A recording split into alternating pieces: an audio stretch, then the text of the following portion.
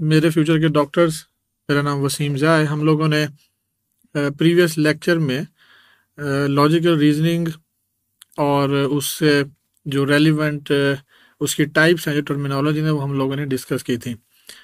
जैसा कि मैंने उस लेक्चर में आप लोगों को बताया था कि लॉजिकल रीजनिंग कोई ऐसी न्यू टर्मिनोलॉजी नहीं है जिसके लिए आप लोगों को कोई न्यू कोर्स पढ़ाना पड़े, कोई न्यू सिलेबस आपके लिए डिज़ाइन किया जाए और उसके लिए साल साल आप लोगों को एग्जामिनेशन और टेस्टिंग और क्वेश्चनिंग आंसरिंग सेशंस में से गुजार के आपको इस काबिल बनाया जाए कि आप जिस तरह एफएससी के एग्ज़ाम्स की तैयारी करते हैं या एफएससी के सब्जेक्ट्स को पढ़ते हैं, फिजिक्स, केमिस्ट्री, बायोलॉजी या इंग्लिश।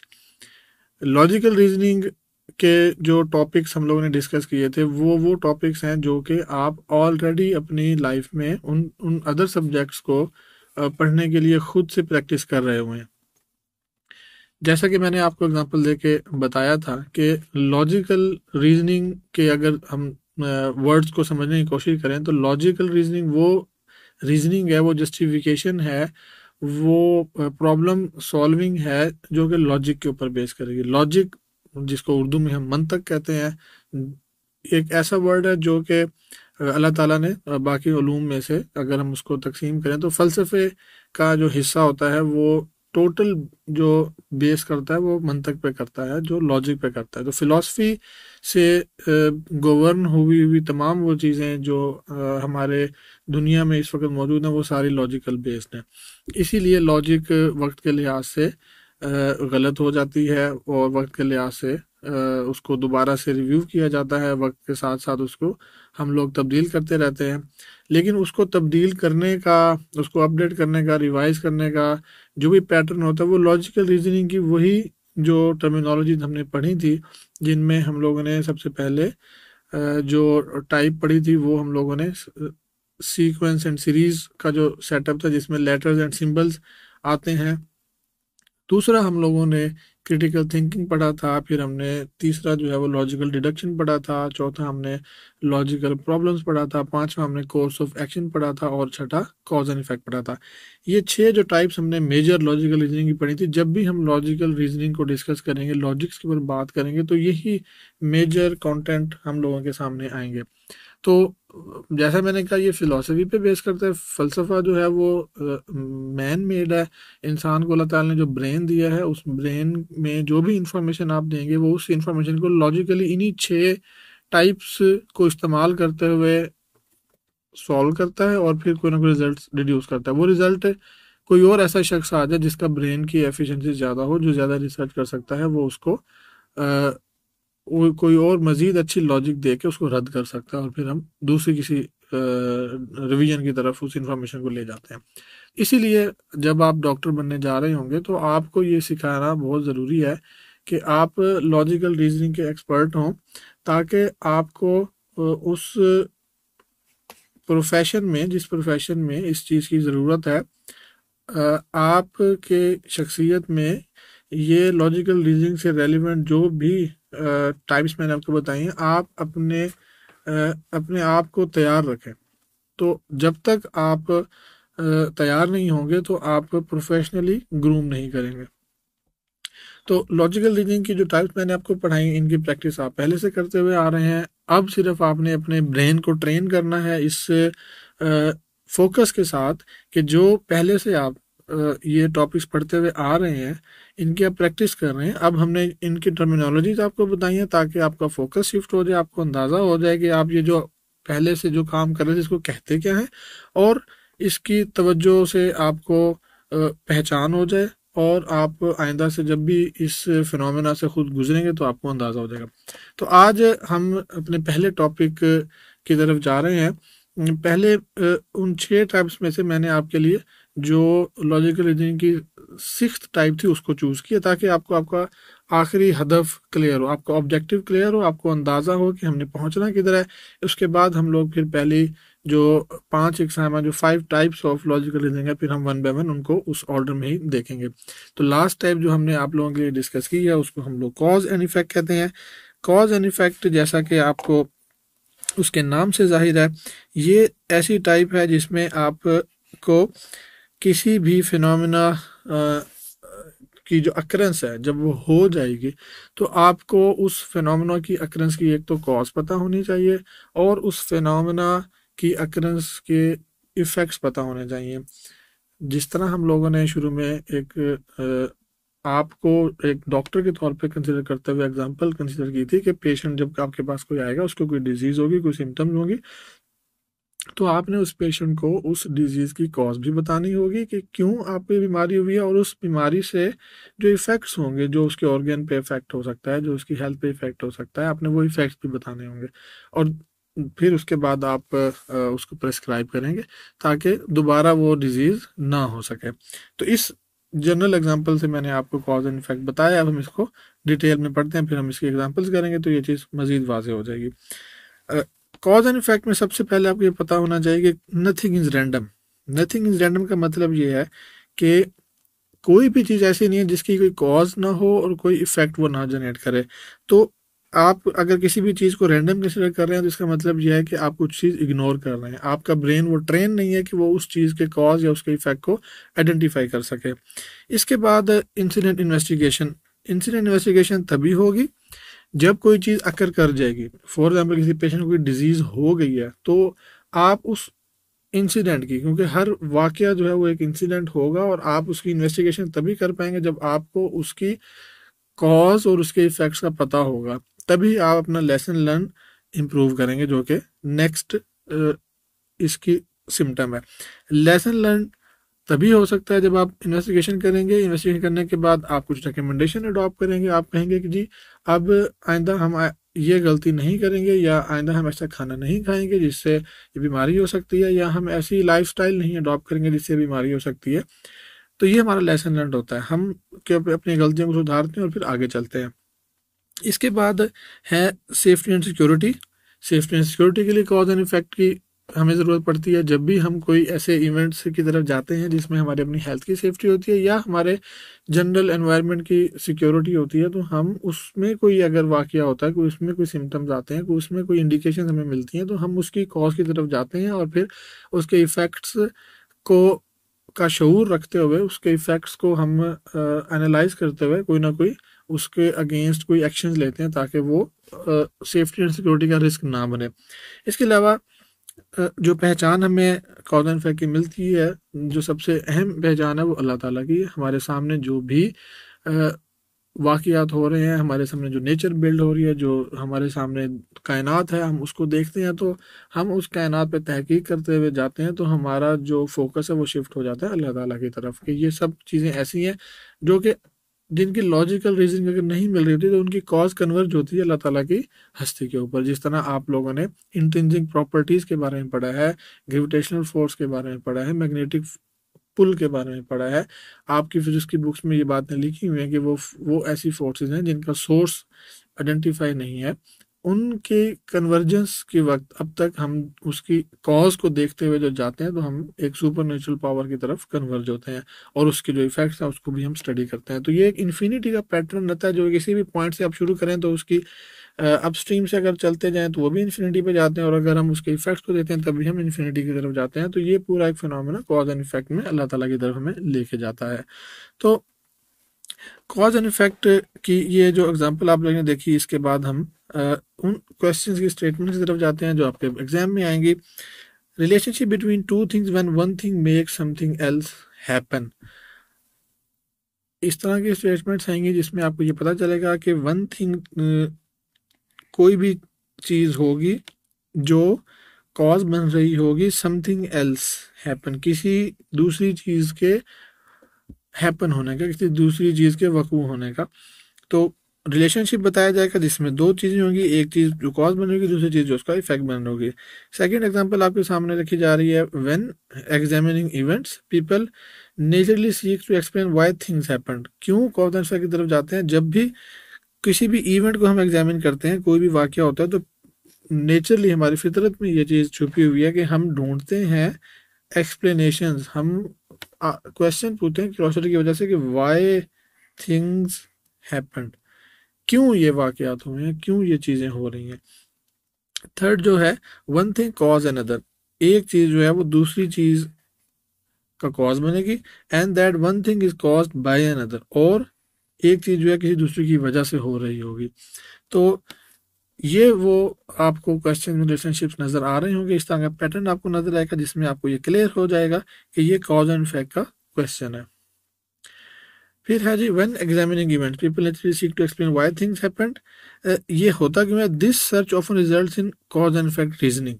जब आप इस स्ट्रेटजी पे अपनी ऑब्जर्वेशन को बिल्ड करते हैं, नेचरली आप एक्सप्लेनेशंस की तरफ जाते हैं, क्यूरोसिटी आप में बिल्ड होती है, तो ये सर्च जो है, ये जो एफर्ट है, ये हमें हमेशा लेके जाती है कॉज एंड इफेक्ट रीजनिंग की तरफ। Basically causality occurs when one event is said to make another occur, के कॉज या वजूहात जो है वो हमेशा बनती ही तब है जब एक इवेंट जो है वो किसी दूसरे इवेंट के अकर करने की कॉज बनता है। The cause is the event that makes the other occur. Cause वो इवेंट होगा, ये कॉज की डेफिनेशन समझ लें, कॉज वो इवेंट होगा जो कि किसी दूसरे इवेंट को अकर करने की रीजन बन रहा होगा, and effect is the event that follows the cause, जो कि कॉज को फॉलो कर रहा होगा, मतलब कॉज के बाद आ रहा होगा। तो आपको इस पैटर्न से अंदाजा हो जाएगा जब ये क्वेश्चन आएगा कि ये क्वेश्चन जो है कॉज एंड इफेक्ट से रेलिवेंट है।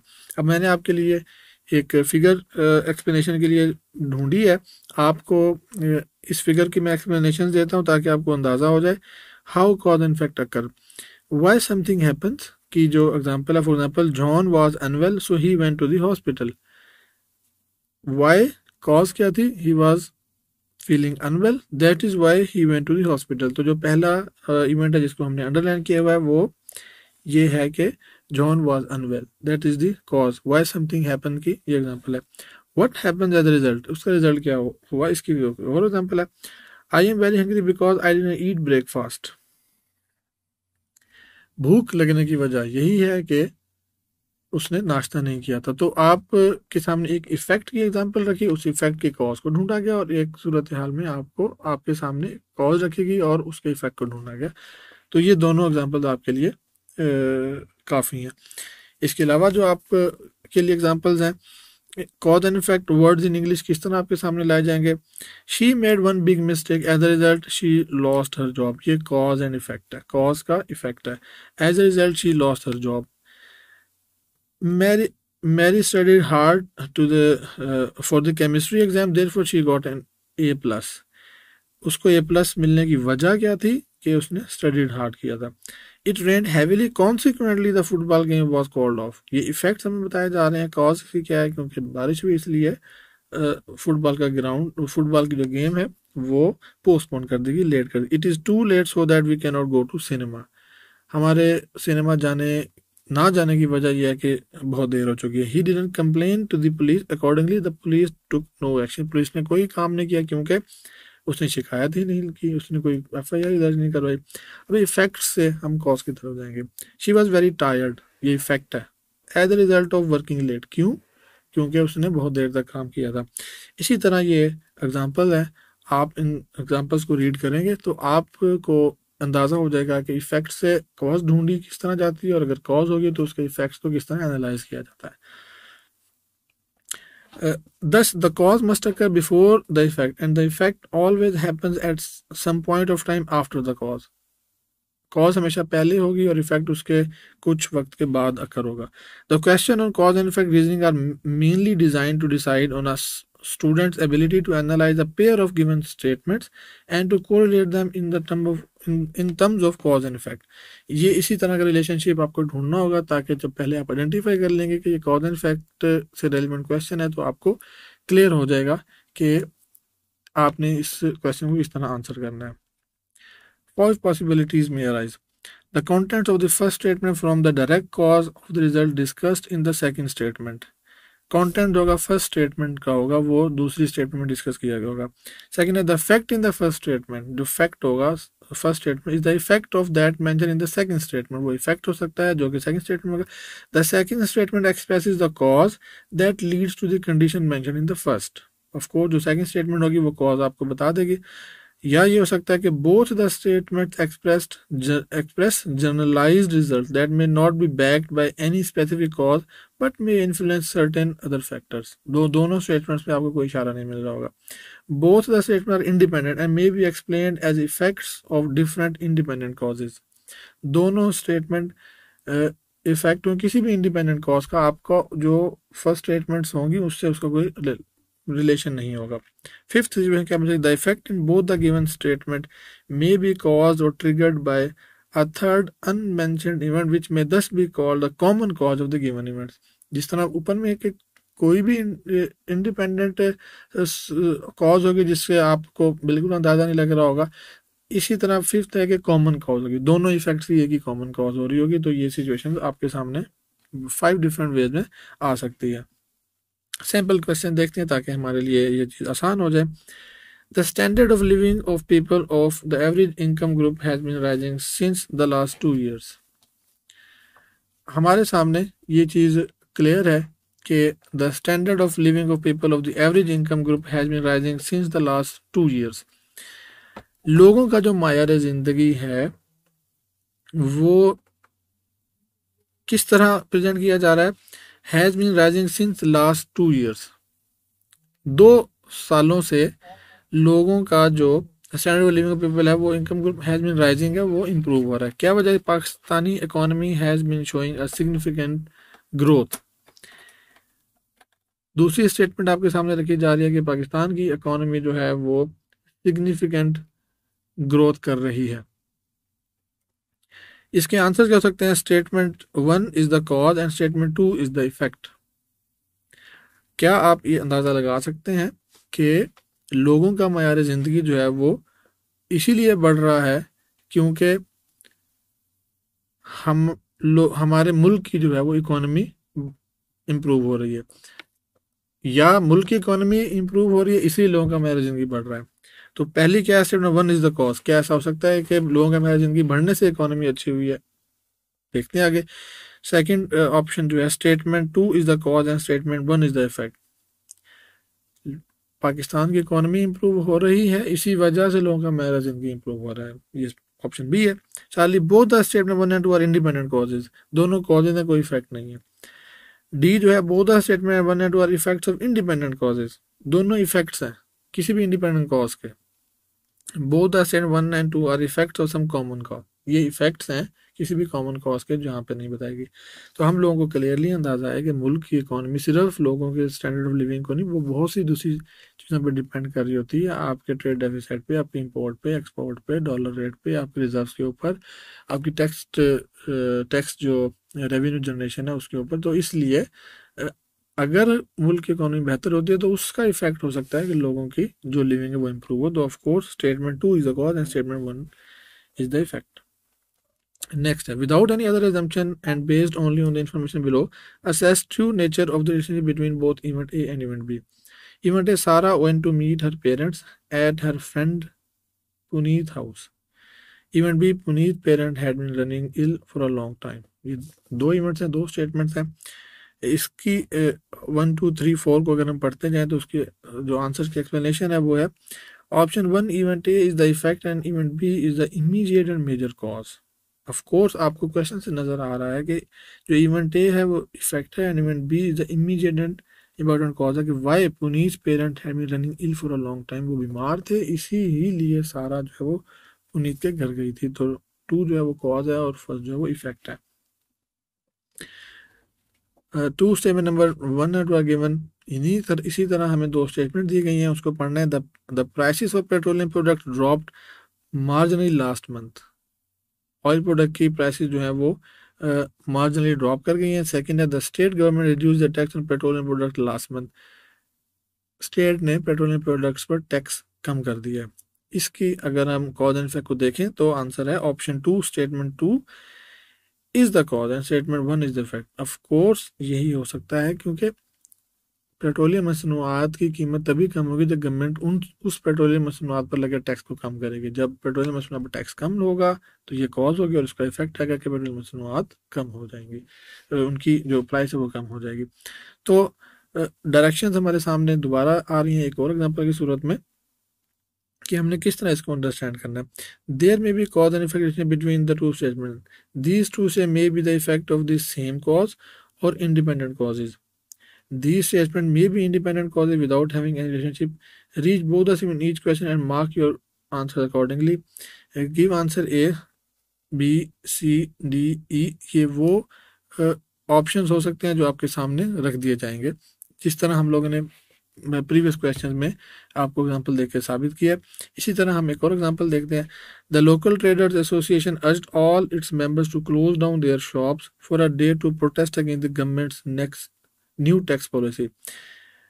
Many shopkeepers decided to close down their shops for the day and given a day off to their employees. ये दो स्टेटमेंट्स हैं, इनकी जो पॉसिबल सिचुएशंस होगी वो डायरेक्शन मैंने पिछली स्लाइड में आपको दिखा दी कि क्या क्या सूरत हाल हो सकती हैं। सोल्यूशन इसका ये clearly the association decision to go for a shut down on a massive scale to protest against the government new policy would have instigated the shopkeepers to keep their shop closed. तो clearly ये बताया जाता है कि आई मैं 10(1) जो है, जो स्टेटमेंट 1 जो है, mention the direct cause for the effect 2। Cause ही यही है कि जब local traders association all member to close down their shops, why, जब पॉलिसी गलत बनेगी तब ही शॉपकीपर्स ने अपनी शॉप्स को क्लोज करने का डिसीजन लिया ताकि वो स्ट्राइक करके अपना मैसेज कन्वे करें। तो पहले कॉज क्यों नहीं, कि पॉलिसी गलत है, फिर उसके बाद उसके इफेक्ट्स हमें नजर आ रहे हैं कि वो स्ट्राइक की तरफ चले गए हैं।